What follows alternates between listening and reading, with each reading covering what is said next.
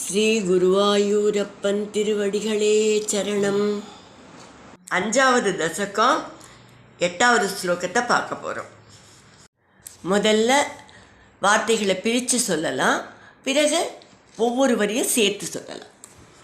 சப்தாத் வ்யோம தத சசர்ஜித விபோ, शब्दाद् व्योम ततः ससर्जित विभो, ஸ்பர்ஷம் ததோ மாருதம், स्पर्शं ततो मारुतं, தஸ்மாத் ரூபமதோ மஹோத ச ரசம், तस्माद्रूपमतो महोत च रसं, தோயம் ச கந்தம் மஹீம், तोयं च गन्धं महीम्.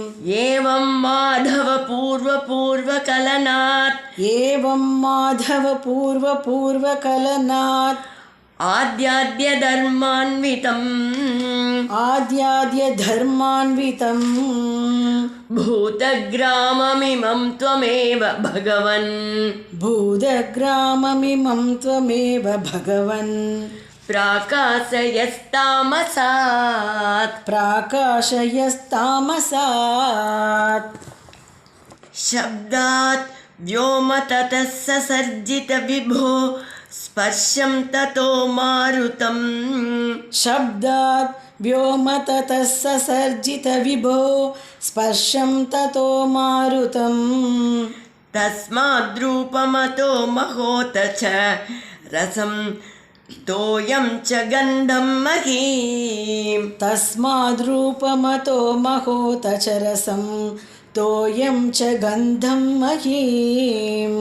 ஏவம் மாதவ பூர்வகலனாத், ஆத்யாத்ய தர்மான்விதம், एवं माधव पूर्वकलनात् आद्याद्य धर्मान्वितं, பூதக்ராமமிமம் த்வமேவ பகவன், பிராகாசயஸ்தாமசாத், भूतग्राममिमं त्वमेव भगवन्, प्राकाशयस्तामसात्.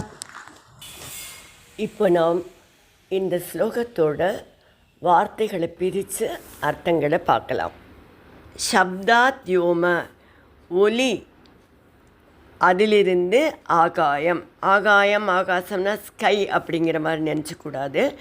அது ஸ்பேஸ், வெளி, ஈத்தர்னு சொல்லுவா இல்லையா, அதை குறிக்கிறது. அந்த ஸ்பேஸுங்கிற எலிமெண்ட்டு. ஸோ சப்தாத் வ்யோம, சப்தத்திலிருந்து ஸ்பேஸுங்கிற எலிமெண்ட் வந்தது.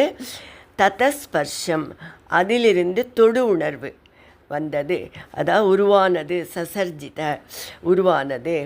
ததோ மாருதம், அதிலிருந்து காற்று.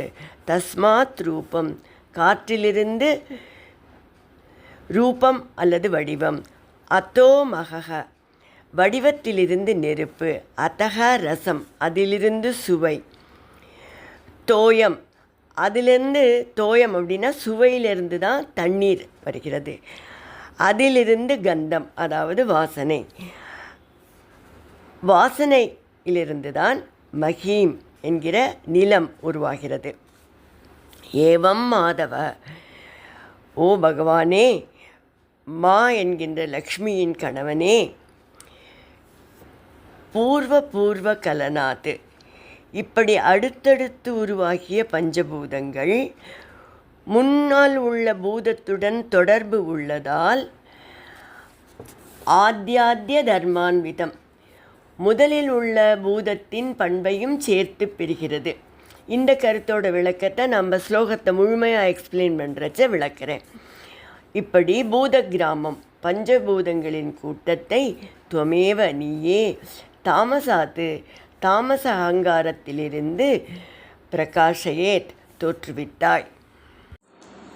இப்போ இந்த ஸ்லோகத்தை முழுவதுமாக பாராயணம் பண்ணி இதோட முழு அர்த்தத்தையும் பார்க்கலாம்.